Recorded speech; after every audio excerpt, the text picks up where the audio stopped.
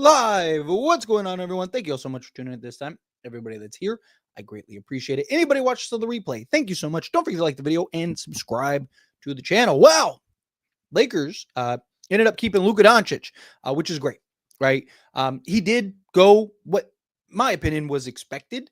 I talked very heavily about how I thought he would sign a 3-year deal. There were reports that he might sign the 4-year, $229 million, but he ended up signing the 3-year, $165 million, which is fine, right? Lakers still are going to have him on a discount over the next few seasons. Not like, he got the max of what he could have gotten, but in comparison to what he would have gotten on normal circumstances, it's a discount, right? He's going to be cheaper than a lot of guys, right? For example, De'Aaron Fox tomorrow, or if you're watching this on the replay today, you're talking he can sign the exact same contract, 4 years, $229 million, right? So the fact that Luka is going to be so much cheaper is huge for the Lakers. But again, Lakers have to take advantage of that. They have to do right by that. They need to make sure that they are, putting together a roster that's comparable. Again, I don't want to see the Lakers force or rush the issue. Stay patient, right? Let things develop, let things kind of come into their own. But as you go about this offseason and kind of gauge, like, how are the buyout market? How is, who's available, right? Because you got to keep in mind, like, there's still a lot of potential options in that regard. So Lakers should be good in that regard. But if you can find that right move, take it. But if you need to be patient, you need to wait, and you need to let that kind of come on its own, then do it. I'm fine with the Lakers going into the season as is, evaluating, seeing, okay, what do we need? How do we need this? Right now, the two kind of standouts, the two kind of glaring things are, one, the 3-and-D, starting 3-and-D, right? Love Rui, but we need that defensive versatility there. Whether that's Jared Vanderbilt or Jake LaRavia or Marcus Smart or whomever. Then the other kind of glaring hole, which I don't think is as big of a hole, is the center position, right? A backup center position. I would prefer a slight upgrade over Jackson Hayes, but I don't think it's something that the Lakers need to go run out the door and go and make happen, right? If the Lakers just run it with Jackson Hayes and Maxi Kleber as their two backup bigs, I'm fine with that, right? Like, because again, the disparity in backups is not as extreme as starters. Like, the difference between like a Jokic and like a Şengün is very large, right? Like, very, there's a large between those two. But like Jackson Hayes compared to like a Nick Richards or something, there's not like this significant gap, right? So I'm fine with the Lakers kind of take their time in that regard, but the big concern was Luka, right? Because now that you sign Luka, you're good, right? Now you have the confidence to go and do things and make moves and trades and all that stuff, right? I'm made a video about it earlier. Like, I'm curious if this is kind of the first domino. That doesn't necessarily mean that it's going to happen tomorrow, but is this the first domino that kind of falls in place to where now the Lakers have the confidence to go do and make a move? Because if Luka doesn't sign that extension, right, there is that fear of like, okay, do we really want to go and trade for an Andrew Wiggins? Just as an example, do we really want to go trade for an Andrew Wiggins? And if that doesn't work out, right, or if we got him long term and then Luka leaves next summer, now we're stuck with Andrew Wiggins. It's like, we didn't need that. We would have rather had the assets, right? But now that you have Luka locked up, now you can, with confidence, go and make moves, go and make trades, go and do the things necessary to properly upgrade this roster to title contention. I don't think the Lakers are far. I think the Lakers are close and in range, but again, ideally, I'd like to get that other piece too. I mean, it's possible the Lakers are already there, right? Like Jared Vanderbilt, there was new videos that were posted today. Jared Vanderbilt cooking in the lab still, working on his 3-point shot. Jake LaRavia, if he ends up being what we need him to be, Luka Dončić by himself is going to make us better because he's going to be healthier. He's going to, have like, the motivation and hunger and all that stuff. So there's a lot to kind of be desired. There's a lot of potential, a lot that could potentially happen. So I'm fine with the Lakers continuing to be patient, but I hope that the Lakers do and are aggressive as we, get into between now and the trade deadline. ideally, obviously, we all want the Lakers to land and have the roster finished, or at least close to finished, by training camp. In a perfect world, Lakers go make, the big splash trade, and then maybe minor trades at the trade deadline.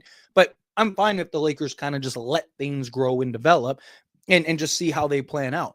My big concern is that the Lakers take their foot off the gas rather than full throttle, right? Because right now the Lakers should be full throttle, pedal to the metal. Again, don't rush a trade. No trade is better than a bad trade. You don't want to set yourself back. We don't need a Luol Deng and Timothy Mozgov situation here. But I'm fine. Like, I hope that the Lakers enter this with confidence rather than like, oh, hey, we don't need to do anything. Right? My concern is like the Lakers are like, hey, we're good, right? And we got Luka, and they take their foot off the gas a little bit. No, we should be trying to upgrade this roster in the best of the ability. If that deal is there, take it. Look, I trust Rob. I know a lot of people don't. I trust Rob to make a trade, make a move. Is it the right move? That we'll see. But I've talked about this. Rob Pelinka, every year he's been in office, has made a trade except for 1 year. And it was the 1 year that no one made a trade at the trade deadline. And he said there was nothing. And then all the other guys were traded the previous year. And he was patient, and the patience paid off, right? They got Luka Dončić, and then DeAndre Ayton and Marcus Smart, and so on and so forth, right? So I'm good with patience. I'm good with the Lakers taking their time and letting things develop. However, right, patience, as long as the patience pays off. If the patience doesn't pay off, then it's irrelevant, right? Then you were patient for nothing. So as long as the patience pays off, then I think we're in good shape, right? And we'll see. We'll see how this all kind of plays out, how this plays its toll. But we got Luka, right? We're locked in with him for the next handful of years, but the Lakers can't squander this, right? Like, again, we could be right back in this position in a blink of an eye before we know it. And if we're not in a position where Luka feels like we're ready to win or capable of winning or haven't already won, then Luka could easily just go, all right, I'm out, right? Like, trade me, or, I'm not picking up my option, and I'm going to enter free agency, right? If you're the Lakers, right, you want to make sure you're doing right by Luka. Luka did right by you, is giving you the shot, right? I think that there's a level of loyalty, but I don't think Luka will ever have the loyalty with any team he had for Dallas, right? Because that's the team that drafted him. That's the team that he believed in. He thought he was going to retire in, and they not only betrayed him, but then dragged him through the mud on numerous occasions. Came back for another go around to drag him through the mud again, right? So we saw him just get, just decimated time and time again through the media and all this stuff. Like, so I do think that there will be a level of loyalty. However, again, how far, you don't want to push that loyalty, right? You don't want to risk him getting out. So Lakers need to handle their end of the deal. They need to handle their business. They need to make sure that they're doing what they're supposed to be doing. So that way, we can now push to try to win a championship, hopefully in the next 2 years or before that contract is up. I'd like to win one this year, right? And I think the Lakers are very capable of doing it. I mean, again, you're going to have the two best duos in all of basketball between LeBron and Luka Dončić, right? But you have Luka on a cheap deal. Again, De'Aaron Fox is probably going to sign the exact same deal with the extra year, but he's probably going to sign 4 years, $229 million, which is the same deal Luka got. Imagine Luka making the same amount of money as De'Aaron Fox. De'Aaron Fox is a great player, don't get me wrong, all-star level point guard, but he's not Luka Dončić level, right? Luka should be making 70, 80 million, and he's making, we're going to say, Anthony Davis, for context, Anthony Davis is going to make 25 million more during this stretch, right? So Lakers are going to benefit from this move and him signing in this contract. But again, Lakers need to make sure that they're not sleeping on that opportunity, right? Take advantage of that opportunity. Don't look at this as like, oh, hey, we're good, we can take our foot off the gas. Look at this as like, hey, it's go time. Let's go, right? Pedal to the metal here. Right? Again, no trade is better than a bad trade. I don't want to see the Lakers force the issue. I don't want to see the Lakers rush the issue. If that trade is there, take it. But I'm okay with them being patient. If you need to, get into the season, monitor, evaluate. Because again, like, what if it's just like, hey, you know what? We're like a bench scorer away, like a Malik Monk away from being a title contender, because everything else is flowing perfectly, but our bench scoring is atrocious, right? Or what if Austin Reaves, it just kind of phases out, and it's like, all right, well, Clearly that's not going to work, right? Or what if, it is the wing position. Right now, the biggest need seems to be the starting wing position. But what if Jake LaRavia or any of these guys step up and become that for the Lakers? Jared Vanderbilt is like a 35%, even maybe 34%, right? Like he's like a reasonable 3-point shot away from being exactly what this team needs, right? So can he kind of provide that for this Lakers team? We'll see. Time will tell. But anyway, I want to get into all the super chat questions, all the regular chat questions. Just wanted to kind of get through my little first 10 minutes. And then now let's jump into the chat here real quick. Hit that like button, hit that subscribe button for me. And let's get into it. So starting us off, Damian, coming to house, $2 super chat. Thank you so much. I really appreciate that. Maxi, Gabe, Dalton, swap for Thibault, Rob, and Kamara. I don't think that they're going to trade Kamara. Like, I think Thibault and Rob Williams is probably the most likely. I think that that's very, obtainable. I think that that's very realistic. I mean, both guys, they don't really have a spot for, they don't really need, right? So if they can get something for him, better than nothing. Kamara, I don't think that they would trade. And I think you'd have to give up your first for sure, and probably a couple picks. I wouldn't mind, if we could get Kamara, I'd be willing to give up the first. Right? Like Maxi, Gabe, Dalton, swap, and then a first, because Kamara's young enough and has already shown the promise and is good enough, right? Like he's a guy that I think could slot in, right? If you're getting all three of those guys, if the only question is Thibault and Robert Williams, if those two can stay healthy, I mean, you could be a championship contender. But otherwise, I don't know. It'd be hard for me to say, if the Lakers made that trade and gave up the first, I wouldn't be upset about it. I'd be like, that's what's up. But anyway, I appreciate that. Great. Thank you for the super chat. And excellent. All right. Need a little sugar rush. Getting late. It's late where I'm at. It's almost 12:30. But anyway, let's get into the chat here. The regular chat till some more super chats trickle in. Luka, Giannis, Jokic, big three Lakers. In a perfect world. I mean, well, your name is 2K. But no, in all seriousness, I don't think the Lakers will land both of them. Never say never, right? I'm one of those people that nothing's impossible, especially in sports. I do think it is very possible the Lakers get one of them. If I had to predict which one, I think it would be Jokic, just because Luka and Jokic. And I mean, all we keep hearing is Jokic doesn't care. Right. This is just a job for him. He just shows up, clocks in. I mean, he was more excited that his pony won that event than he was that he won an NBA championship. Right. He doesn't care. Right. He's just one of those guys. He does, which is why I think he's probably most likely to leave. But also, Luka and Jokic are besties. So I could see them kind of working together to try to make that happen.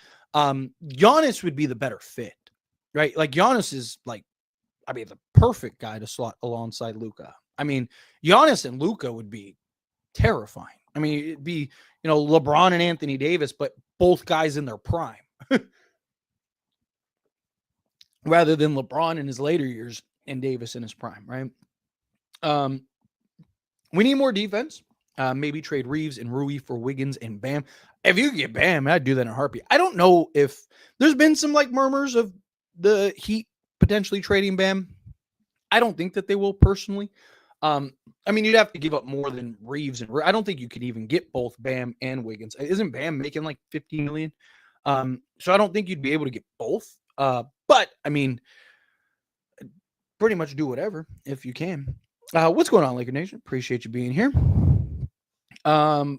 Pre-recorded, definitely not pre-recorded, as I am live, as it says live. So not pre-recorded. I know you could do the premieres, right? I know you could do the premiere thing. Nah, it's not a premiere thing. I just usually kind of get my thoughts out in the first handful of minutes and then jump into the chat. But appreciate you. Do you think Blazers is different from injuries on contending teams? Yes, absolutely, because these bad teams, they're, hey, you know what? Take another week off. I mean, you saw it with Utah last year, right? Utah literally sat their starting unit, their entire starters for weeks at a time, right? So it's always that question when you're talking about players coming from bad teams of like that had, played X amount of games in a season. It's like, how much can you really buy into that? Right. Matisse Thybulle, okay, like I think was because you look at his history, he's been pretty good, right? But last year was that kind of just an outlier, maybe. It's the Robert Williams because the problem is I don't think Robert Williams injuries are because he was on a bad team. I mean, he's had those injuries dating back to the Boston Celtics, right? So he played 20 games last year. Like, could he have maybe played 30? Sure, that's possible. But realistically speaking, I think that in the case of the Blazers, no. I think that their injuries are not different from like normal injuries. I think that that's just what it was. Like Robert Williams is just injury prone. Matisse Thybulle, again, he's had better success being healthy over the years, but in general, yes, there is a difference between guys being hurt on normal teams, guys being hurt on title contenders. Just because, again, like you're not rushing, and even the player doesn't like. If I know that we're not competing for anything other than a draft pick, why am I going to come back early? All right, like I'm going to take my time, getting paid regardless. I'm going to make sure I'm healthy and right. And the organization isn't going to pressure me or you'd be like, hey, dude, come on, like, because we're not playing for anything, right? So, yeah, I do think that there is difference. David, coming in hot with another $2 super chat. Thank you so much. I really appreciate that. Bull, Ben Simmons signing worth the risk. I mean, if the Lakers had the spots, problem is that like Lakers need the 3 Andy. Like Ben Simmons would be cool as like the versatile defender, like Draymond Green type role. Kind of gives you another playmaker. Bull he's just one of those guys that you're hoping gets unlocked in the right situation because he has all the talent and upside in the world, right? So it's just you look at Bull and it's like, man, if you can, is there like there's these like glimpses of just like greatness with them, and you're hoping that like it opens up. For the Lakers, if I had to choose between them, I'd say take the chance on Bull because I just think he'd be more versatile for the Lakers. Ben Simmons like is interesting because of his defensive versatility as well as his ability to make plays and kind of basically really, I mean, you could slot him in at the point guard all the way to the 4 or the 5 in like a small ball unit, right? Because he is 6'11" or whatever, right? Like, so there is this level of intrigue with him, but personally, I would probably stay away from Ben Simmons. I just don't like. I think you have the versatile defenders if that's all you're looking for, right? Like especially with Jared Vanderbilt, I think you got that. You got more than enough playmaking on this team. Like you don't really need another. You don't need Ben Simmons playmaking to the level that some other teams do. Like the Knicks are rumored to want him. Like the Knicks make sense because they could use his playmaking, they could use his defense, they could use his versatility slotted in several places. So like Ben Simmons, I get Ben Simmons. I think makes sense for the Knicks. I'm talking about Lakers personally, not so much. Bull, I wouldn't hate it. I'd like a more established guy, right? Like if you're landing, if it's between like Bull or like a Nikola Vucevic, give me a Nikola Vucevic. Even though Bull could potentially, if you can unlock him, that upside could be insane. We're trying to win. I'd probably go that route. But again, excellent question. Appreciate you. Cypher coming out the $5 super chat. Thank you, buddy. Appreciate that. Luka, 2026 MVP. Agreed. I said it. I'm going to continue to say it. If he plays 65 games, he's going to win the MVP. I am like incredibly confident about that. Problem is I don't live in Vegas anymore. I mean, still know people, but still have friends out there and stuff. But I do. I think if he plays 65 games, he'll win the MVP for several reasons. Because one, and I know there's more to your comment, and I'll get to the rest, I promise. But one, right? I think he's good enough. He's like 4th right now in like the MVP ranking. He's good enough to go win MVP. 2, I think he's going to have an MVP level season. 3, I think he's going to get the Lakers bump. And then 4, you get that voter fatigue, right? Like if the voters can vote Luka to his first MVP rather than Jokic again or Giannis again, they'll give it to Luka, right? Because you just have that voter fatigue. It's a real thing, right? So, and I think the media and everybody will look for any chance and any opportunity to give Luka or a Laker, period, a Laker the MVP. I think that they will, right? So, to me, I think if Luka plays the 65 games, I think he wins MVP. The other kind of like number 5, I guess you could say, and this is kind of more tinfoil hat on, I wouldn't be shocked if media and stuff vote Luka MVP just so they have a narrative to run with, because LeBron James is on the team. You don't think if Luka wins MVP, you don't think that now ESPN and everybody, oh my God, LeBron didn't win MVP, LeBron's first teammate to win MVP. Of course they will. They will run wild with that, right? We all know that. So I think that there's like from a tinfoil hat version all the way to like just a logical version. I think that's the case. But you all said, I would not doubt we start the season with the current roster, but I suspect Rob might have a surprise for us on the line. I wouldn't be surprised either. And look, I was talking about it earlier. Like, I'm fine if the Lakers do that, right? I'm totally okay if the Lakers kind of just go into the season, evaluate, see what you need, take your time. You don't have to rush. Like, this team's going to be very good, right? Regardless. Is this going to be, win an NBA championship good as is? I don't know. Maybe.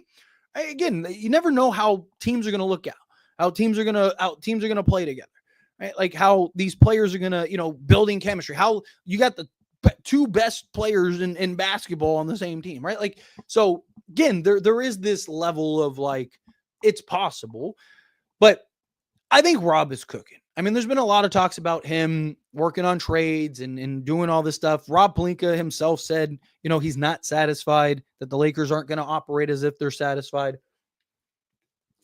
I genuinely think that we're going to get some trade at some point, whether it's, this offseason or at the trade deadline. But appreciate you, Cypher. Thank you. Tryhard coming out the $5 super chat. Thank you so much. I really appreciate that. LeBron, a Laker for life. I think he's just a little sad. He knows he won't get to play with Bryce as well now. But F all the naysayers. Is it possible LeBron is a Laker for life? Sure. I've maintained that I do think at some point he leaves. And I don't think it's because of the reasons that the media and stuff draw up, right? I think LeBron will do his farewell tour or wants to do his farewell tour in Cleveland, right? Because I think just it's the poetic, most stars use, even KG went to, back to Minnesota. So like that's usually how it goes, right? Teams usually do the farewell tour with the teams that they were on. You've seen guys, even just sign like, a day contract, right? Just so they can retire with their hometown and organization. So I could see a scenario where LeBron maybe especially if like Cleveland ends up losing again this year and fizzles out, right? I could see them maybe going like, all right, let's go get LeBron and then try to go for it for a year. And then if that doesn't work, then we kind of reset. Like I could see something like that. So I don't think LeBron James is going to retire a Laker. I wouldn't be shocked. Like, it wouldn't surprise me. But I've always maintained for like years that, I don't think LeBron is going to leave the way that people think they will. But I think when LeBron's ready to call it quits, which I don't think is going to be this year, I think it'll be next year because his other son will be in the league next year. So why are you going to retire a year before your son? You're already there. You might as well just do it. Right. And even if he, even falling off of a cliff, right, talent-wise, like, what is that? Like, he goes from a top 10 player to a top 20 player. Like, he's still one of the best players in all of basketball, right? Like, I don't think LeBron's going to fall off a cliff so significant that, he's a bottom in the league play, like a bench player. So I think he'll always be really good, right? And so I wouldn't be shocked if he's a Laker for life. However, I think And it just has that feel like this is the last year of LeBron. Like he's gonna go for it with Luka one time. Doesn't work out, pass the torch with Luka. However, I've maintained I think the Lakers should want him at least one more year, because LeBron James, you're not going to be able to replace next season. Yeah, in the 2027 season, sure, you might be able to get Giannis or Jokic or something, but LeBron, you're probably not. I still think, and this is just, get tinfoil hat on, just a thought, right? I wouldn't be shocked if after this season, right, the Lakers, LeBron ends up wanting to go to Cleveland. They're not going to be able to sign him because LeBron's not going to take a vet minimum, right?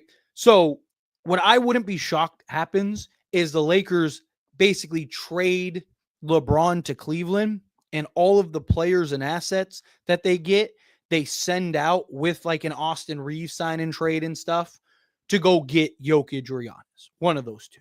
Like, I genuinely do. I think that that's kind of a possibility. I thought it was something that maybe could even develop this offseason.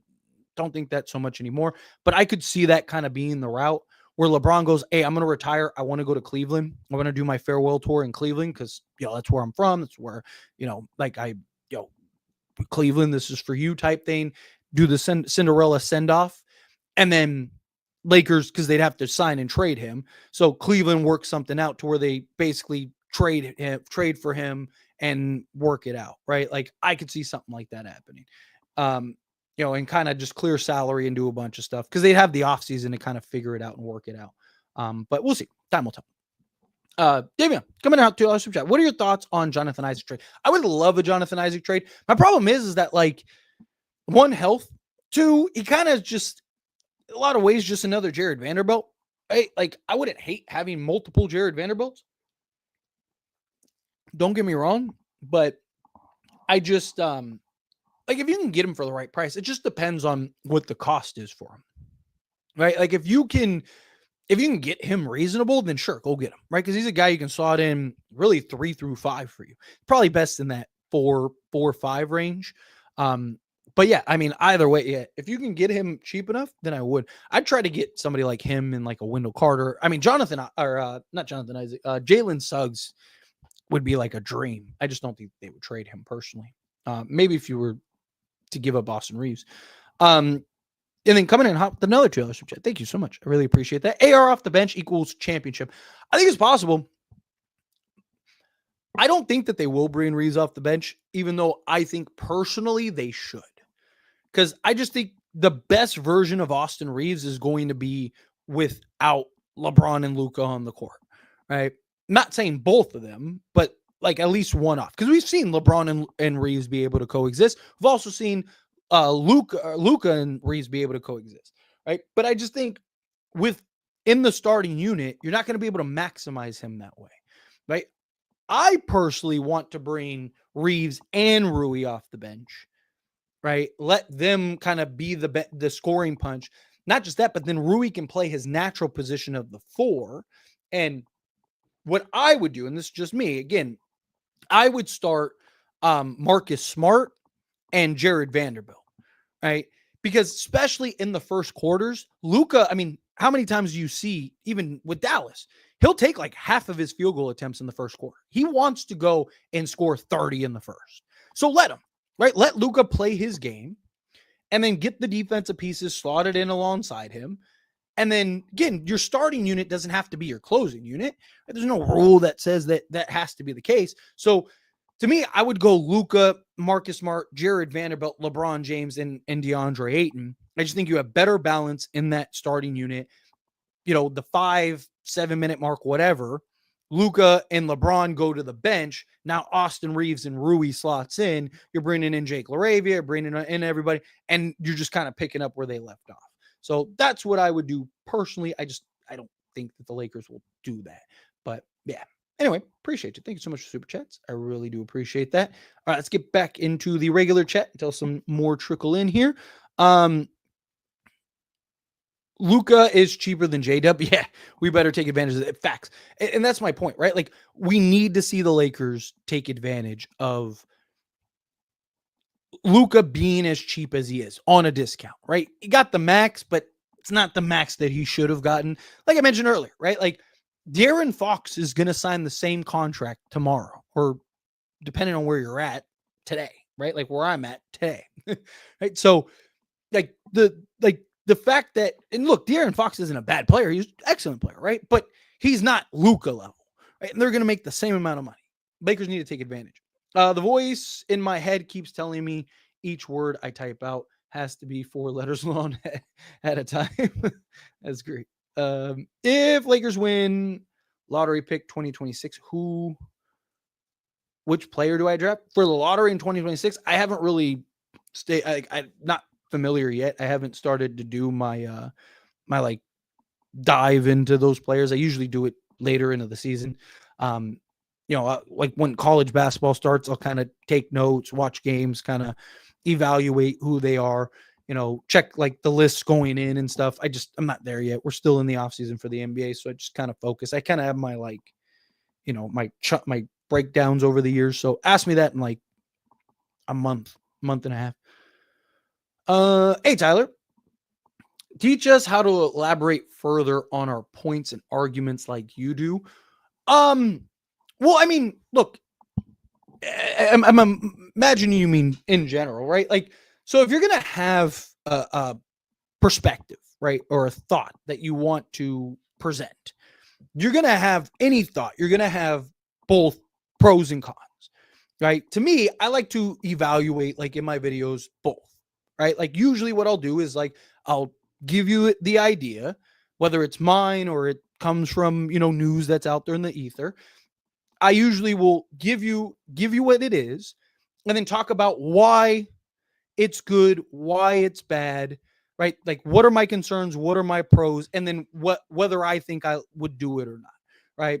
But any type of like conversation or anything that you're going to have, right? You should, if you're going to make a talking point or you're going to, create this argument to debate, right? You should be thinking about every possible situation, right? So like, I don't script out my videos. I just go, right? Not everyone can do that. And I get that, but I'm lucky to where my videos are just my thoughts, literally just my thoughts and my opinion. And I personally like that because I feel like it's more natural. It's more raw. It's more conversation rather than like me reading a script. Like, 'cause you can always tell when someone's reading a script, right? I like the natural, conversation that comes with it. Like me just on the fly, just riffing, right? And, you'll see me, I mess up at times or I'll say the wrong word or name or something like that. It happens, right? But when you're going to have your talking points, you should be able to argue with yourself what those points are in both directions, both pros and cons, right? So like if I come up with a talking point or I look at an idea or whatever, right? Whatever news is, I will immediately start to make, and you can write it down. You can do it in your head. It just depends on, some people can't do, create all that in their head. They need to write it down so it's more structured, which is fine, right? So you want to have all of the, like almost everything that I see that people comment, I've already made that argument to myself, right? Before I enter that conversation, right? Because you want to be prepared for those conversations, right? Because people are going to challenge you, which is good, right? I encourage it, right? At the end of every video, I say, this is a discussion, like whether you agree with me, whether you disagree with me, whether you're in the middle, right? Like, let me know. So I can't ask you for that and then not be prepared to have you disagree or debate, right? Like that's the beauty of it, right? I want conversation. So for me, like what I would tell you is like, whether you write it out or you can just do it on the fly, you should be, if you have that talking point or you have that argument that you want to make sure you have every scenario, right? Or as many as you possibly can. Every once in a while, there'll be that one where you're just like, oh man, I didn't even think about that. Or we've all like, I've made videos and I'm like, man, I should have mentioned this, right? Like, but you want to try to be as, again, prepared as possible. But excellent question. Hopefully that explained. Supposedly Al Horford reached agreement with the Warriors and Melton. Yeah, supposedly they're just kind of waiting on Jonathan Kuminga. So I actually have a video already recorded. I was going to post it earlier today because I thought Luka was going to sign tomorrow, but he ended up signing today. So there is a chance that the Warriors won't even be able to sign them, right? There's a couple scenarios where, depending on what happens with Jonathan Kuminga, they wouldn't even be able to bring them in because, of hard cap situations, all kinds of stuff, right? So it's something to kind of keep an eye on, right? Supposedly they have a verbal, a verbal commitment, but again, it's all predicated on Jonathan Kuminga. If LA takes Austin Reaves out of the starting lineup, I'm not watching basketball no more, no matter who they put into his place. So Hannah, so you're a Reaves fan. You're not a Laker fan. I mean, that's fine. There's nothing wrong with that. If you're an Austin Reaves fan, then be an Austin Reaves fan. I mean, that's fine. But, just make sure that's clear, right? Because, again, I don't care about Austin Reaves. I care about the Lakers, right? What's best for the Lakers. If what's best for the Lakers is Austin Reaves coming off the bench, then bring him off the bench. If what's best for the Lakers is for him to be traded, trade him, right? I was a Laker fan before Austin Reaves. I'll be a Laker fan after Austin Reaves. Same thing with Luka, same thing with LeBron, same thing with that. Right? Like, of course, we all have our players that we love, but I don't care how much I love a player. I'm a Laker guy, right? You cut me, I bleed purple and gold, right? Like, that's what I am. I've been a Laker fan my entire life, and it's not going to change. So I don't care if Reaves is on the team or not, right? I'm going to be a Laker fan regardless. Again, if you're a Reaves fan, that's fine, right? Nothing wrong with being just not a Laker fan, not a Reaves fan. I mean, a lot of people that watch this channel aren't even Laker fans, they're LeBron fans, right? And you can tell by their comments. But yeah, I can't get on board with that. Yep, Lakers Nation. Probably an unrelated question, but who do you think would get out the West with everyone in their primes? Dang, I'd have to actually think of every team in their primes. I mean, if you had a prime LeBron with Luka, one, I don't know how that would work, right? Because part of the reason why I think Luka and LeBron will work is because of where LeBron is in his career. If you have a prime LeBron, he's better than Luka. So can Luka be a second option? I don't think so, right? The beauty of the Luka and LeBron scenario is that LeBron, given his age, he'll never be a second option, right? He wants it, it's his, right? But I think given where he is in his career, Luka and him are the perfect pairing, potentially, right? I don't know how, I don't, on paper, the Lakers, right? Because you have, prime Luka and prime LeBron. You have literally the two best players in basketball at that point, right? But we've seen paper doesn't always plan out. Clippers would be pretty tough if everyone's in their primes. Like prime James Harden was, that dude was putting up 60-point triple doubles. Kawhi Leonard was, the best get a stop, get a bucket guy in all of basketball, arguably a top 3 to 5 player at that time. Bradley Beal, was a 35-5 guy.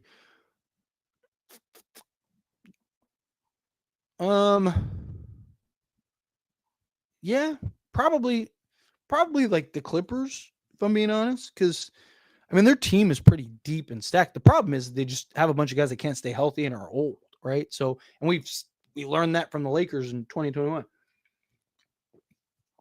So yeah, probably something like that. Like I said, I'd have to run through every player and team. Because you got teams that have players that were really good that are now 12th men. I'm just glad Luka is locked in. Agreed. Takes that, that monkey off your back. Now you don't have to worry about it. Now you don't have to stress. Now it's like, okay, good. Kind of take that deep breath. That exhale. Okay. That one down, now what's next type thing.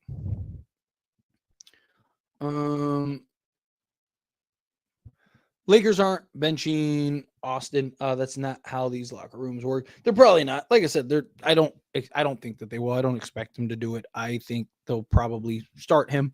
But I don't, just because they will doesn't mean that they should. If Lakers bench Austin, Luka will question how this org works, and that could be the start of him asking. I couldn't agree. Like, why would Luka care if that's what's best for the team? Right? If that's what wins. I mean, Luka went and recruited Marcus Smart himself for that very reason. When they asked him, what do you want alongside you? He said 3-and-D, perimeter point of attack guys. Like, I don't think Luka would care either way. I don't see, because Austin Reaves is not Luka Dončić. Now, if they did that to LeBron, maybe, right? I could see that happening. But Austin Reaves, you really think Luka's like, oh my God, like, man, maybe they'll do that to me if they did that to Austin Reaves. Like, I don't see that. I disagree. Let's see. All right, I'm back, but was grabbing a cookie from Domino's I have leftovers. Nice. Those little like brownies are really good. What about trading AR for legit 3-and-D and a good backup center? Luka Smart, the unproven 3-and-D, Ayton and LeBron. I don't mind it. I'm not against it. Right? Like, the problem is like who, what, and you got to keep in mind, like, Reaves' contract being valued was fantastic when it was. Now it's not. Now his contract actually hurts the Lakers because you're like the value that you would get in a return, you're just not going to get, right? Unless you're trying to get a bunch of picks and assets, which Lakers don't need that, right? That doesn't make sense for the Lakers right now. So to me, the issue is like Herb Jones, right? Like can you just swap though? Like, no, like, so most trades that you do, right? Like, let's say Brunson's like, dude, I really want Austin Reaves, right? Like, you can't do like a Mikal Bridges for Austin Reaves swap, or OG for Austin Reaves swap. Even if they were willing to give up picks, right? Like, you can't do that because the issue is he's not making enough money. So it's hard. It's like, who's that player? And then is that player worth giving up Austin Reaves plus, right? Potential Austin Reaves plus a Dalton Connect or plus a Rui Hachimura or something like that, right? Like, it's tough. Like, that's the problem. But yeah, I mean, depending on if it's a young enough player that makes sense. Yeah. Tomorrow's the last day of the 50% off. Nice. Hey, let's go. W live stream, bro. Very glad Luka signed the extension. Obviously, I didn't think he was going anywhere, but still, it's nice. I just know for sure he's staying. Yeah, agreed. I'm right there with you. First off, appreciate you, pal. Secondly, yeah, I wasn't really worried about it. Talked about it very heavily that I thought he was going to sign, and the 3-year deal. But it's like I said, it's that exhale, that all right, we're good. We're safe now. I wish he signed the 4-year deal. I do too, but I don't blame him. Anyways, wanting to get paid ASAP. Yeah, because I mean, in all honesty, he kind of got screwed out of that, So y'all not getting Kamara from us. Yeah, I don't think so either. I don't think that they would trade Kamara. If they did, I'm on it. Yes, I did see the video of Vando working on his jumper. He's been doing it all season, or all off season. There's been a couple videos that have been released on Jared Vanderbilt in that jumper. Yeah, the marble cookie brownie. Yeah, that's exactly the one I was talking about. That is bomb. And the lava cakes, those lava cakes. Ooh, damn, now you make me want Domino's. Now I want Domino's. Thanks. I appreciate you. Let's see. I'm scared that Luka and Austin won't work. People asked to put him on the bench, but why not trade him because his value, because he has value right now. You can get good pieces for someone who averaged 20 points per game. It's like I mentioned earlier, is you're not going to get, it's hard to get the value, right? Like, because contract wise, you're not going to get a higher end guy. Right? You're just not. You're not going to get a higher end guy. So you either need to work out a multi-team trade where you're getting assets and then sending those assets out to go bring in that guy, but you're still going to send out players. So again, like I mentioned earlier, like let's use OG Anunoby, for example, right? Just an example. I'm not saying the Knicks are going to trade him or any of that, just a name, right? You can't just do that trade. So is Austin Reaves and Rui worth giving up for OG Anunoby? Maybe to some, but that might not be the best allocation of your assets, right? So that's the problem. Like Austin Reaves' contract was great, last few seasons, but now that you're in this like kind of impasse, this crossroad, it's hurting you. Vando is very tradable. I'm not against trading Jared Vanderbilt if it makes sense, right? Again, I don't want to trade him just to trade him. It has to make sense. But it's one second. But it's one of those things where if you get off of him, but you're bringing in somebody, right? Like let's say Andrew Wiggins, right? Then fine, trade him, right? But I don't want to get off of him if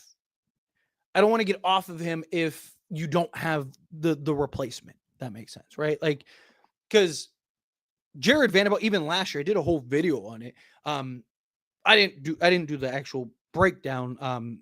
Cranjus McBasketball did it, and I just talked about it. But Jared Vanderbilt was literally the best, most versatile defender in all of basketball last year, and that was with him essentially missing a step and kind of being a little not the same player. I didn't look the same player. I think this team is as is. Yeah, I mean, it's very possible. Again, Rob said he's not satisfied, so I'm gonna take his word for it. That doesn't mean that doesn't mean that he's going to. That doesn't mean he's going to just make the trade just to make a trade. But again, he is a guy that is very trade happy. It's really cool to see a lot of Luka's teammates were there to support him and stuff. That's team chemistry that we need. And they went to the Backstreet Boys concert and loved the chemistry brewing. Yes, agreed. That's what you need. Right? You need to see this team. Think of the 2020 team, right? They did everything together. They were going to like movie nights and I mean, I don't think I've ever seen a team more like cohesive than that team. Like if you can start building that goes a long way. A long way. Who is that Kamara player, Tyler? Is he a nobody? No, he's good, young, versatile. He's a young 3-and-D weight, right? That is already very good. That has plenty of upside to grow. I mean, he could be your starting 3 for the next, and he's like 6'8", 6'9", something like that. So he's long, he's lengthy, he's versatile, he's athletic, can hit the 3 ball. He was 38% last year from 3-point range.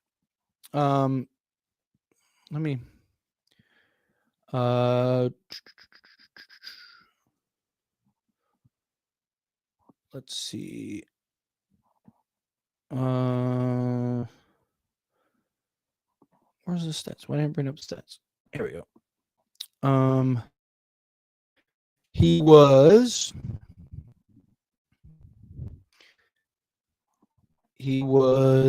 from 3-point range. On the season, he was 37.5% from 3-point range. So 38%, but he averaged 1.5 steals. Over half a block. Just a young, versatile 3-and-D weight. He's a guy that can defend multiple positions, play multiple positions. He's 6'8", 230. Just that young, versatile, athletic 3-and-D guy. That's the kind of guy we need. Love the Pepsi cherry. Yeah, I need a little sugar rush. Try to stay awake. Got a couple more things to do, but let's see. Sorry, trying to find something to me real quick. It would be amazing. I mean, that'd be ridiculous, right? I mean, good luck trying to slow that offense down. That might be the greatest offense ever, right? Like, genuinely, because I mean, just there's my only concern with them is like, would they like cancel each other out to a degree, right? But if it works, man. I hope the Lakers do something else, but I'm pretty sure the roster we got. I'm a little bummed, but not mad. I think we can take like 20 games to see. Also hope Luka recruits Vus come to LA. Yes. So I wouldn't be shocked. I think it's likely that we end up going into the season as is. But I do think the Lakers make a move at some point. I think because it does make some sense, right? You got pretty deep, pretty versatile roster right now.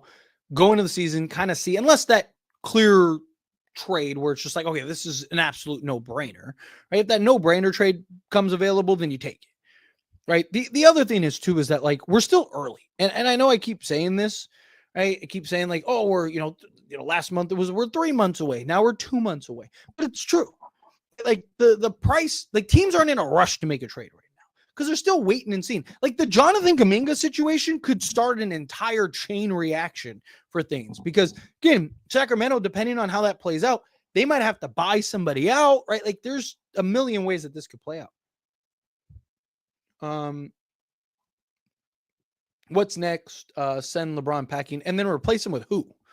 Right? Like if you don't think they're a championship contender right now, they're definitely not that without LeBron. Let's see. Lakers can't sign anyone, even if they wanted to. They can't afford anyone right now or at the apron. I mean, look, Lakers can make a trade. They could easily do a salary dump trade if that's what. Like if there was a guy available that made sense, we'd probably see them do it, right? Like if Al Horford and DeAnthony Melton wanted to come to the Lakers right now, they'd probably make that happen, right? Just because they're at the apron doesn't mean they can't get below it. Just randomly thought of when we were desperate, LaVine was the only option, Tyler. Even then, it was a bad choice because of his contract. I mean, I still think LaVine would have been great with the Lakers pre-Luka, right? LaVine was just exactly what this Lakers team needs, and you didn't have to sell the farm to go get him. Like, that was the thing. Like, they were desperate to get off of him at that point, right? But like I've talked about, like, because it's funny, I'll still get comments that are like, oh, like, I haven't heard you talk about LaVine in a while. And it's like, yeah, because it doesn't make sense anymore. It made sense when we had LeBron and Anthony Davis because we desperately needed that over-the-top shooting. We needed that on-ball shooting. We needed a guy that could just go get you a bucket, right? Needed that just bucket getter. And now you got that. And Luka's the bucket getter. If the Lakers bring Reaves off the bench, then we have something we don't need at all of the firepower in the starting five. Wait, if the Lakers bring Reaves off the bench, then we have something. We don't need all of the. Oh, got it. Yes. Well, I mean, that's the thing. Like, I just think like they have more than enough offense without Austin Reaves. He's not great, catch and shoot, or he hasn't been. Right? Maybe that changes. Maybe he's working on that this offseason, but we'll see. I think LeBron is going to be so good this year, and Luka won't be able to get MVP. I mean, you never know. I think LeBron's going to let Luka be the guy. I do. I mean, we saw it last year. I don't think that's going to change this year. So I don't think LeBron is going to be like, I think this is clearly going to be Luka. I think Luka is going to be the number one option, right? Like, when is a number two option gotten the MVP, right? Like, finals MVP, but that's not like the regular season MVP. Bringing Reaves off the bench will even help boast his value. This one comes down to coaching here. We must start smart because we have to do some. I mean, I don't know if it boost his value. Maybe some teams would look at it as like, the problem is like most teams aren't going to want to give a guy 30 million plus to bring him off the bench, right? Like, that's the problem. Is like, yes, Austin Reaves might like, oh, hey, he's a team player, he's willing to come off the bench, but how many teams are going to give him 30 to 50 million dollars to have him come off the bench, right? Like, I don't know if it would help boost his value. I don't think it would hurt his value, right? Like I don't think like I think most people they like Austin Reaves, they like Austin Reaves, and I think if anything, it would. I guess the argument you could make for boosting his value is you'd probably get to see him solo more often, right? So you could kind of see like, okay, what does he look like? What would he look like if he was our guy, right? That would be the difference. I want LeBron to retire a Laker, but can he please take a pay cut next season, like a 2-year? I think he will. Like if he sticks around, I think he'll probably take 25, 30 million. I mean, at some point, teams aren't going to want to pay him 50 plus million, right? At some point, people are going to be like, teams are going to be like, all right, like we're not doing that. And next year, if you're the Lakers, right, like what team is going to give him that? Unless you pull off a sign and trade, right? Like LeBron's not going to go into any of the bad teams that are going to have cap space. So it's like, where are you going to go that they're going to be willing to pay you 50 plus million? Maybe the Clippers. Bryce is not good enough to make it. Bronny is much better and barely got in. I don't be surprised. Like, again, LeBron has a lot of pull, has a lot of power. If teams think LeBron is coming, like might come for a year and do his farewell tour, there's teams that'll draft Bryce just to have LeBron do their tour because of the money that they make. There's people that'll look at Bryce as a investment, not an actual draft pick.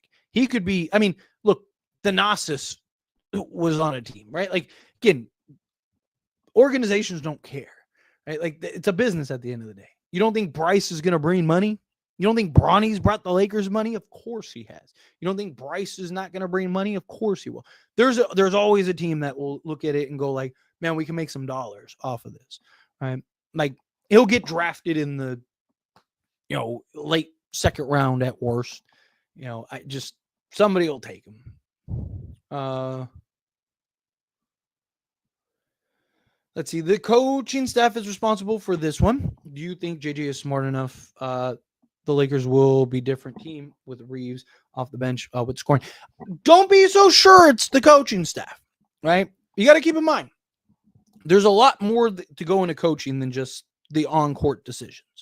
You got agents. You got Austin Reaves in a contract year. You think Reaves' agent wants him coming off the bench? No.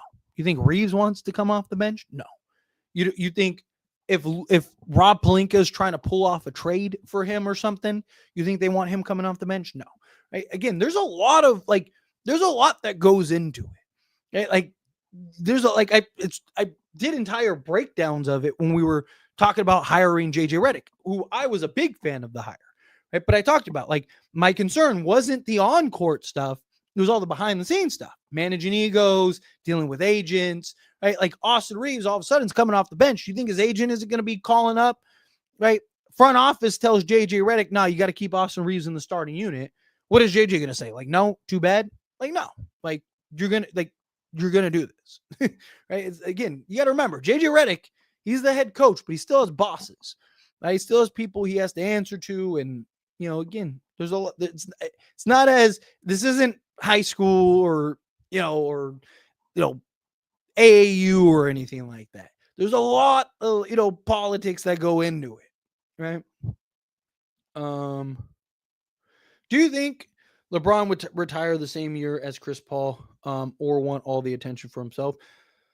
I mean, I don't think LeBron's going to get all the attention regardless. Like, if Chris Paul and LeBron announce the retirement next year, the media is going to talk about LeBron. Like, Chris Paul being mentioned here and there, but Chris Paul might be in his best interest to wait for LeBron to retire first. I wouldn't be surprised. Like, there was a report that LeBron might play 25 seasons, and I wouldn't be shocked if he did. I genuinely wouldn't. So yeah. Instant championship if Reaves comes off the bench.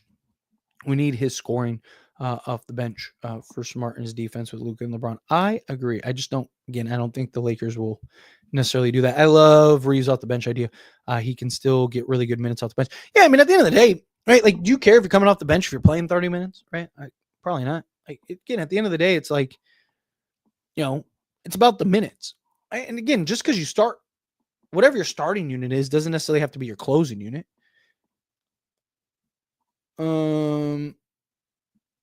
Start Smart, bring Luka up the bench. Let's see. Not gonna lie, why don't we get Kaminga? Look, you're preaching to the choir here. We'd have the best package, Dalton, Rui, Gabe in a first, shed salary, and get R3 and D. Wait, look, you're preaching to the choir. I want it. Supposedly the Lakers, I haven't seen anything. Maybe it's one of those things where you don't hear about it and Lakers just do it, right? It's also the questions of like, would the Warriors actually trade him to the Lakers? That's another thing too. But I would do it. If you can get him, I think you get him. I think his biggest issue is just like he just didn't get consistency. It's hard to be consistent when you're not getting consistency. Hopefully we can get another star kind of quickly after LeBron leaves or retires. Call me crazy, but I think I like Jaylen Brown the most as a second option. He already knows how to be a good second option. My problem with Jaylen Brown is just like West is not the East, one, and two, like Jaylen Brown is just very flawed. You could, Tatum's better or Luka's better than Tatum, and Tatum and Brown were able to win, but they also weren't able to win until they built like a literal super team, right? Like, so I don't know. I'm not super thrilled on that. As far as like another star coming, I believe one will. It's the Lakers and you have Luka, right? It's why I keep saying, like, if you build it, they will come. Right? You need to build the competitive, competent roster. If you have that roster where they look like, hey, this is it, like, then they'll come. But otherwise, probably not. Let's see.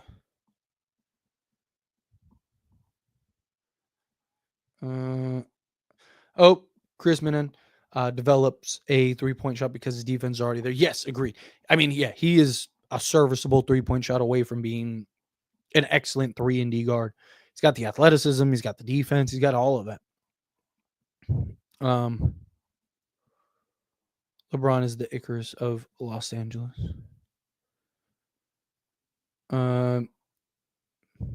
Never got you reading the script vibe. Seems like it's all from your own brain. Yeah, because I don't.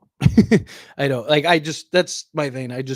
I like the natural conversation, right? I like the natural kind of just flow, right? It's why I don't even like heavily edit my videos, right? Like, I'll leave, mistakes in all the time and stuff like that. Because again, I want it to be real. I want it to be like I've always said, and I get comments all the time from people that are like, "Man, I feel like like I'm in the room with you and we're just talking." Right? That's what I want. That's what I'm going for. Like, I don't want it to sound robotic. I don't want it to sound like, I'm not doing some deep dive, like history of basketball or something like that. If I was doing something like that, then sure, yeah, obviously you want a script, but just this to me, it's just I'm just unloading my brain, right? If I'm being honest, like there is the run on at times, repetitiveness in the videos at times, but that, again, that's a long conversation, right? Like you're making your arguments, you're putting your points together, you're repeating stuff. Like, I think that kind of goes into it.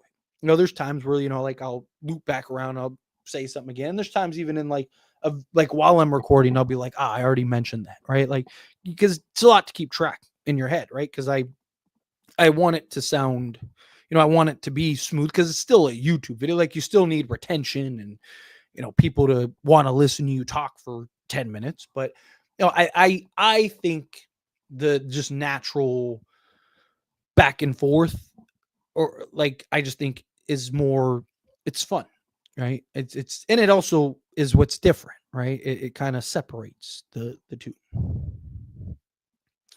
That's a good thing. I would like to take more challenges like you, because for me, I would get tilted.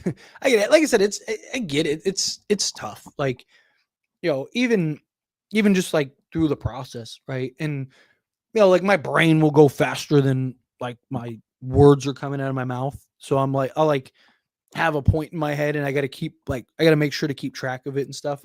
But it's just repetition, right? Like, the more, I've done 1,000 videos now at this point, right? Like, when you get to that point, it gets easier and easier, right? At first, it's like, it's challenging. At first, it's like, okay, well, I'm, I gotta do this, and then I gotta do that, and then I've made 3,600 videos, right? So again, you do that, you get it pretty easily, right? So it just takes time, repetition. I think Lakers need to go get. Look, I actually made a video about that very thing. Should the Lakers go in on Keon Ellis? I think he would be perfect. I don't think that the Kings are going to trade him personally. Come on, people, don't realize the 6-man role is literally one of the most important jobs on a team. Yeah, the problem is the players. Like, the players just don't want that.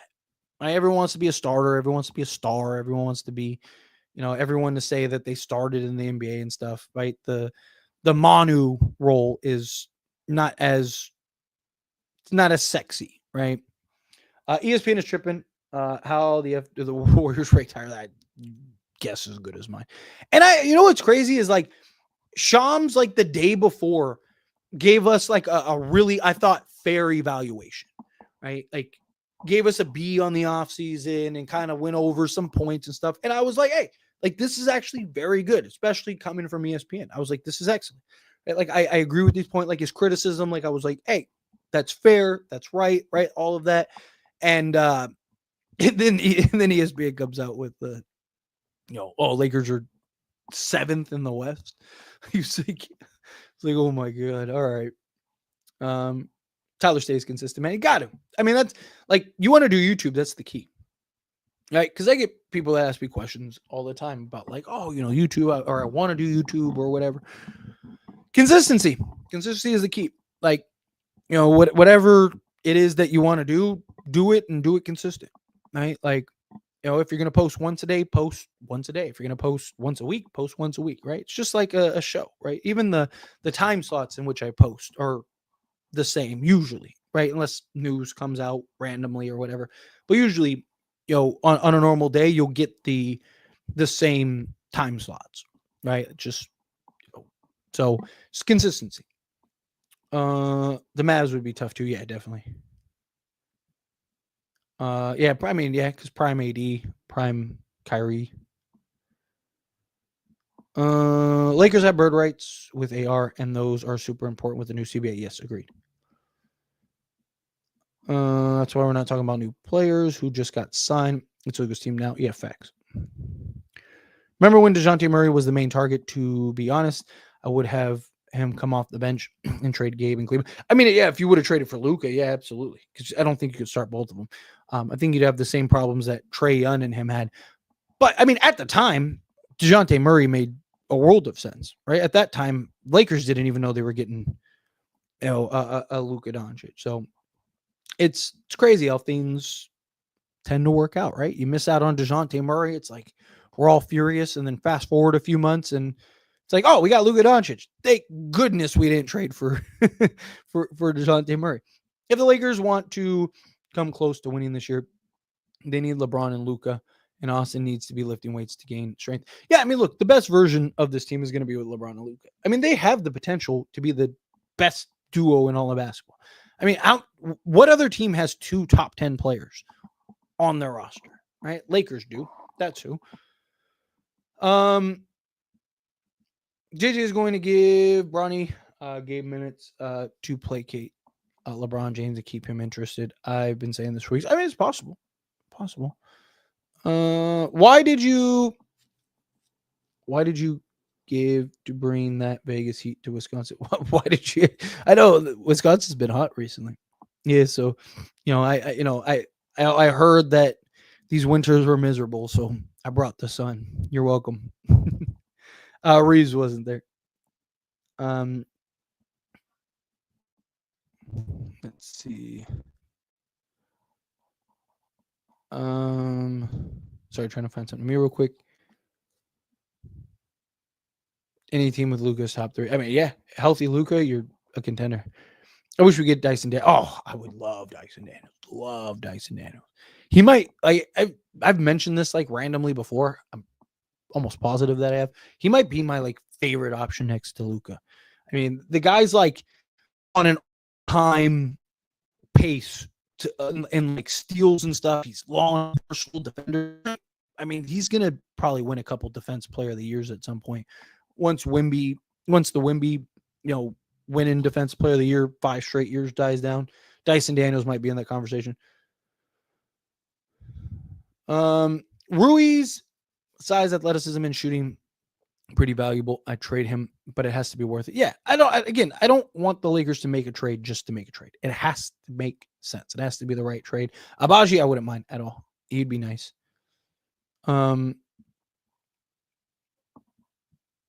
I'd trade our first for Max Christie and PJ. If we get both, yes, I would too.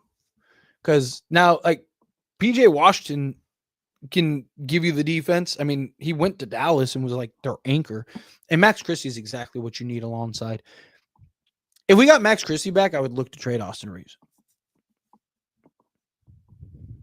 What would it take to get Max Christie back? Probably a lot, because I think Dallas would want to try to fleece the Lakers in that regard. Now we have to trade LeBron and Austin for parts that fit around Luka. Problem is like, you're not going to get most likely, you're not going to get the value that makes sense to trade LeBron, even if LeBron wanted to be traded. He also has a no trade clause. 2, I don't think that the Lakers would trade LeBron unless he asked and requested it. But Austin, on the other hand, I could see happening. But like I mentioned earlier, the problem is his contract. His contract just isn't enough to do anything. LeBron does not have a contract next season. This is the last one under contract with the Lakers. They did not offer him a 2-year again, which is why he opted in, and he has a no trade yet. I'm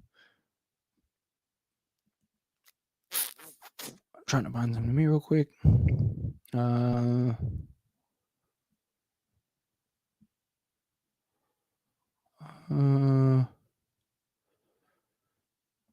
Do you think Bronny should start over Austin Reaves? No. I don't think Bronny's there yet. Maybe at some point, if he actually does develop into the kind of guard he's looking to be, then yeah, maybe later on down the road. But right now, absolutely not. Like, I want Bronny to get rotation minutes. I want Bronny to get an opportunity, but again, it has to make sense. What's going on, anyone? Appreciate you. How are you? I have my concerns about Robert Williams. It's a risk. I don't want to trade for him. I'd rather him get bought out and sign him with only played 20 games next season a year before they gave you only 6. So I don't think that they'll buy him out. I mean, if they do, great, sign him. I don't mind Robert Williams if we can get Matisse Thybulle. I don't want the Lakers to trade for Robert Williams by himself.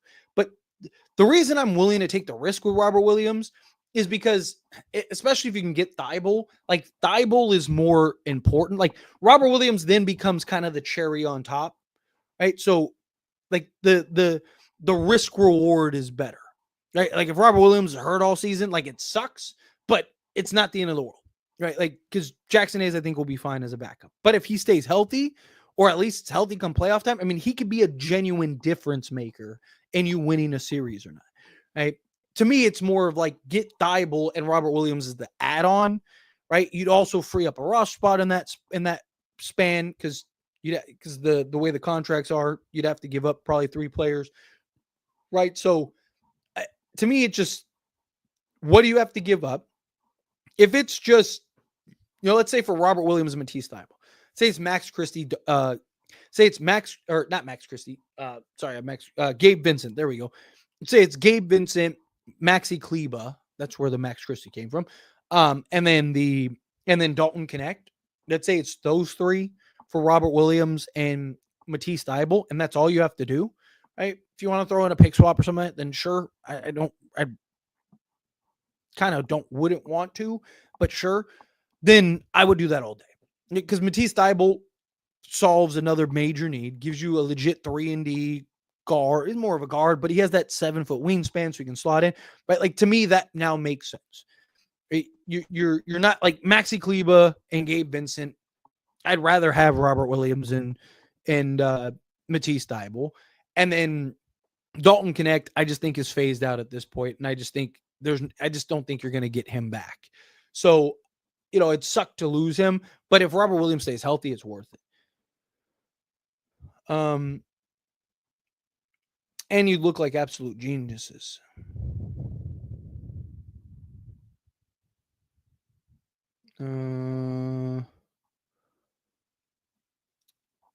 Luka extension eliminated my brain fog.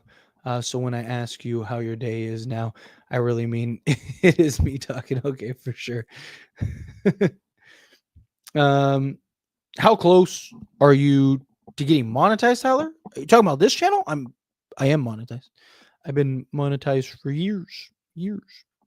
But I know that they changed the monetization requirements. Like the monetization requirements used to be like when I originally got monetized a couple years ago, it was stricter than it is now. Like the watch hours aren't as high. I think it's like 3,000 watch hours now. And then the I think the subs, I think the subs are still 1,000 to get monetized, but like to unlock like community posts and all that stuff, I think it's like 500 now, something like that. But yeah, I mean, that's why I'm able to get super chats and all that other stuff. Can't get that stuff unless you're monetized. He was stupid. Good thing he didn't. Yeah. Although I would have loved it as a Duke guy, grew up. Tyler, come help me, babe. That's great. He loved Coach K. Yes.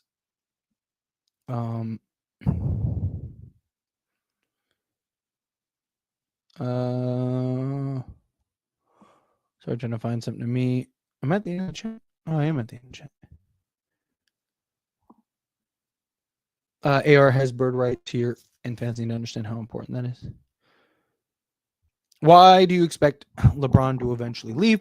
Do you think it's sooner rather than later? No, I think LeBron finishes this year. Personally, again, nothing surprises me, so like I wouldn't be shocked if he ends up, getting traded or requesting a trade. But really, like I think if I'm being honest, I think he stays this year. Next year, I think it's very possible. And again, the reason I think he eventually leaves is to go to Cleveland and do the farewell tour in Cleveland. It's really the only reason. And it just so happens that Cleveland is good enough to win a championship. So it's kind of like a win-win, right? You get an opportunity to win a championship in a easier East, as well as go to your hometown. I think it makes sense for him as a farewell tour, right? And if he announces that it's his farewell tour, no one will criticize him for going to Cleveland. Like everyone will praise it. Like, oh, this is it. Because it'll be the farewell tour. I swear Max Christie is the only piece we are missing right now. I wish we could have kept him with this roster. I'm preaching to the choir. Bird rights let teams sign their players with no luxury tax above the cap. It's huge these days. Yes. You don't get punished. Let's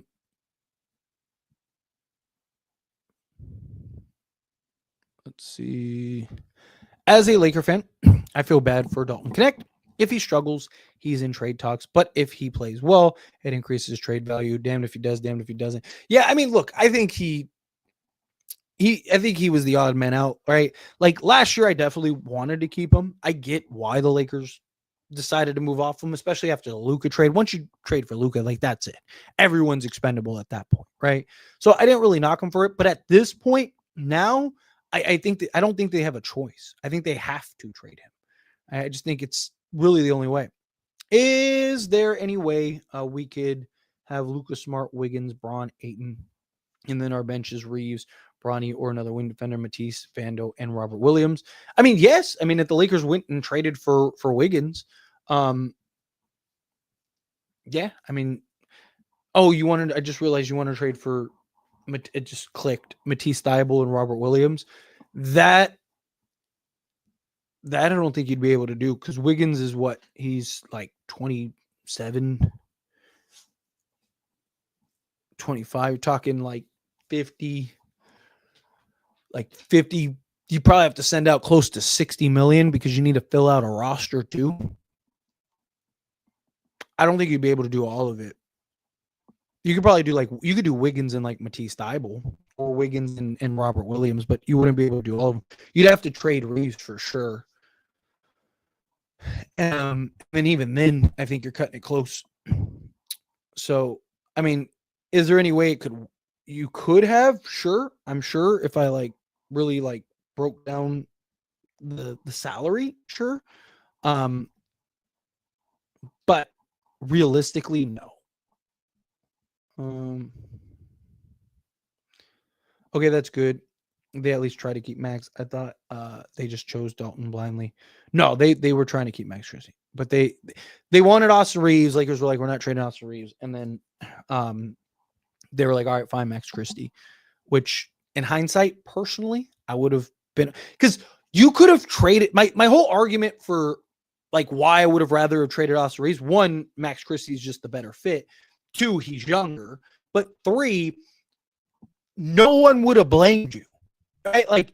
You could have traded Austin Reaves, all your first, Max Christie, Anthony Davis, etc., and everyone still would have said you fleeced Dallas, right? So if you were ever going to trade Austin Reaves, that was the trade that made sense, and then able to keep Max Christie, I think would have been a no-brainer. But the Cavs would have to break that team up, so I doubt that unless they take a huge pay cut. The thing is, though, is if they lose again this year, they'll probably break that up regardless. So for them, it makes sense next year. If they win the championship, then I don't know. But if they don't and they fall short again this year, they're going to probably have to trade Garland and all that stuff anyway, right? Because now they're basically just stuck, right? What LeBron would do for them is not only give them a chance to go win and stay one of the top teams, but it would also give them the flexibility the following season to now go make moves and retool around Donovan Mitchell and Evan Mobley. And they've been wanting to move him to the starting five anyway. So you just slot in LeBron at the 4, Mobley at the 5, and then get off of Garland, get off of Jared Allen, and then my guess is the Lakers would probably try to package all that and ship it out to go get another star. What do you think the strengths and weaknesses of this team is? Where do you pick to place the Lakers in the West Conference? So, as is, the strengths are offense. They're going to probably be the best offensive team in all of basketball. And I don't even think that's debatable. I think at worst they're a top 3 to 5 team, maybe offensively. So I think that they're going to be the best. Their strength is definitely offense. Their biggest weaknesses is probably that 3-and-D spot, right? Because depth wise, I think that they look good on paper. It's just, will everything translate? Center position, backup center position, I think is fine. The margins aren't that, I don't think that's a huge weakness.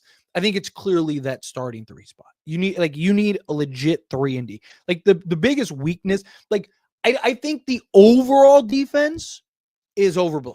I wouldn't be shocked if the Lakers are actually a good defensive team next year, or at least middle of the pack defensively, but the starting unit is terrible, right? So it's going to be, how does JJ kind of balance it over the course of games? Because the Lakers have defenders. They could deploy an entirely defensive unit and be really good. So I think the Lakers will be good defensively. I don't think they'll be great or top defense. So I made a whole video about the defense being overblown. I don't think they're going to be great, but I don't think it's their biggest weakness. I think really their weakness is that starting 3. Right. I think they need to upgrade that into a legit 2-way guy. And then where do I see the Lakers placing in the conference? I think they're probably the 3 or 4 seed again. Right. I wouldn't be shocked if they're number 1 or number 2, just because if their offense is as good as I think it can be, then they're probably going to be a top 2 seed. But I think they'll be 3 or 4 again. My other thing though too is I don't think the Lakers will prioritize, and especially since we've seen it the last few years, not from the Lakers, but just in general, I don't think the Lakers will prioritize seeding as much as they will health, right? So with how tight the Western Conference is, let's say the Lakers are if we win our next 3 games, we could be the 2 seed. But if as long as we win one of them, with tiebreakers or whatever, then we're at worst the 5th or 6th seed, right? I think the Lakers will will just win that first game and then just sit everybody, right? Like, because if assuming like LeBron and everyone is hobbled, if everyone's healthy, then they'll play it, right? But I think Lakers will prioritize the health.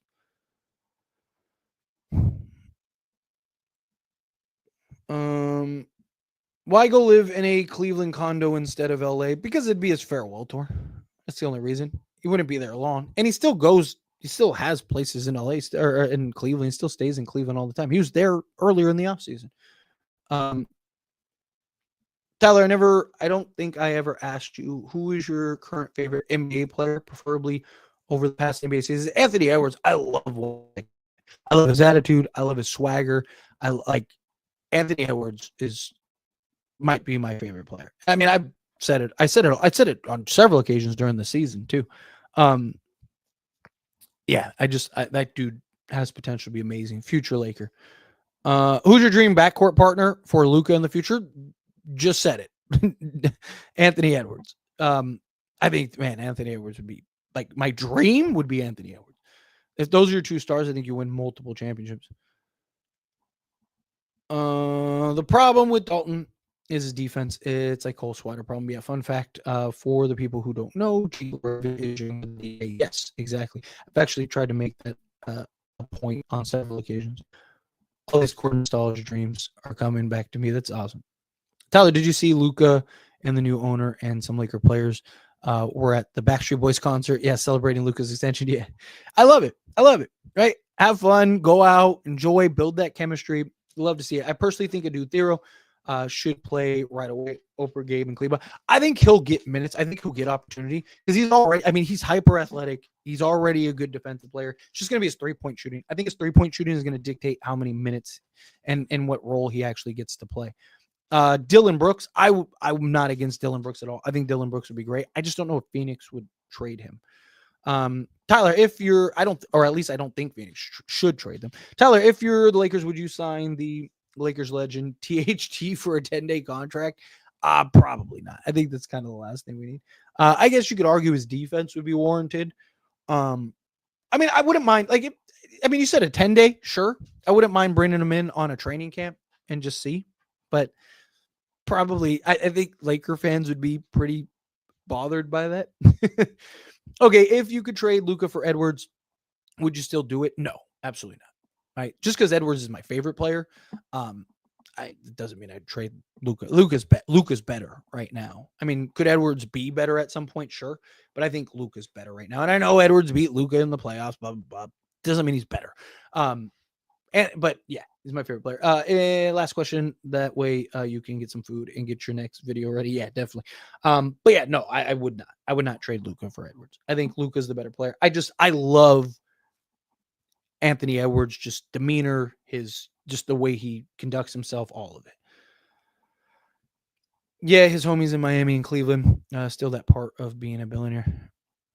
Yeah, exactly. Oh, Holmes. I read that homies. Would you trade AR from Neimark and maybe a first from Indiana? Absolutely. Yes. I'm pretty sure I made Neimark. Oh no, I made a video about Nesmith. Nesmith, that's who it was. I would want Nesmith, not Neimark. I wouldn't hate Neimark because he's like 6'5", but I would rather have Nesmith because he's bigger. He's like 6'7", 6'8". Why aren't we trying to sign? I mean, Lakers don't have money. They'd have to make a trade. That just proves you're sane. Good answer, Tyler. Well, thank you. I appreciate it. Yeah. Again, just because I like a guy. I mean, Luka, don't get me wrong. Luka's a Laker now. So the correct answer is he's my favorite player. But if I'm going to be consistent with what I've said the last few years, it's been Anthony Edwards. But now Luka, don't get me wrong, Luka's up there. Luka's definitely my top 3 to 5 of favorite players to watch. And now he's a Laker. So the correct answer is Luka now, right? Because he's a Laker. But the last few years it's been Anthony Edwards. I've loved watching him play. What are your realistic options for 3 indie upgrades except for Wiggins? Honestly, I think Matisse Thybulle is probably the most realistic. Just not a lot of options right now for those kind of guys. Every team in the league wants those kind of guys, right? So I do think Matisse Thybulle is probably the most realistic. Miles Bridges is another one that I've talked about and mentioned. I think Charlotte would make some sense. Obviously, there's questions of like, would they trade with us again? I think they would. Business is business. But yeah, somebody like him, I think might be another low-key option.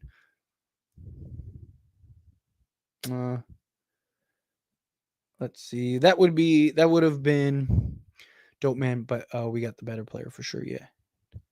Would you trade AR for Keegan Murray and Keon Ellis, and also trade Rui Gabe Connect for Wiggins? Rui Gabe Connect for Wiggins and Keegan Murray and Keon Ellis? Yes. Because I think Keon Ellis is exactly what this team needs. And then you get Keegan Murray as a consolation prize? Yes, I would do that.